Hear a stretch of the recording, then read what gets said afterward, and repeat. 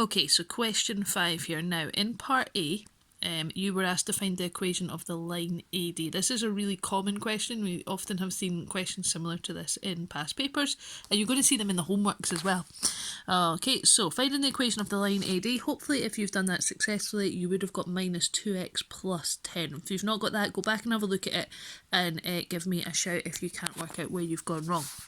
Now, for part B, it's asking us to find the coordinates of D. So if we look at this here, okay, what we've got is we're asked to find this coordinate here, D, where the line ODC, which we are told in the question has the equation y equals a half x, so I've made a note of that, okay, meets the line AD that we've just worked out the equation for. So we're working out where two equations intersect.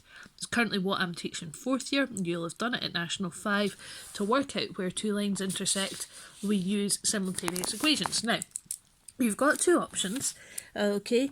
When you're solving this with simultaneous equations, we've got these two equations. We're wanting to work out where they're equal, where they intersect. Now, I tend to go with the method when they look like this, that they intersect where y equals y. Okay, so where the two y coordinates are the same. Okay, if you think about it, that's what's going on here. Now, why do I like doing it this way? Well, because I think it's a wee bit quicker and easier. So we would have a half x equals minus 2x plus 10. And you would solve that, get your answer for x, and then substitute it in to get your answer for y. Okay. If you prefer though, and it's totally up to you, some of you might prefer what we would call the more traditional method where we're used to seeing simultaneous equations. So if we rearranged this equation first of all, okay, we would have 2y equals x. So we would have 2y minus x equals 0. And if we rearranged this equation, we would have y plus 2x equals 10, and then you can solve that using simultaneous equations, using whatever method you're used to from National 5.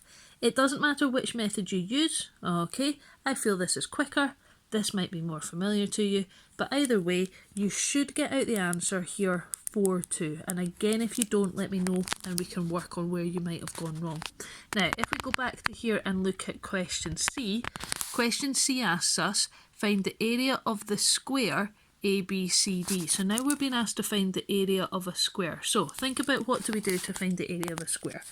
To find the area of a square, we need length times breadth, or because it's a square, it's just length squared. Okay, now remember, when we do these questions in maths, usually the stuff we've worked out earlier on in the question is going to help us. So we've just worked out the coordinates of D using our answer to A, so it looks like we're going to have to use our answer to B to help us get C.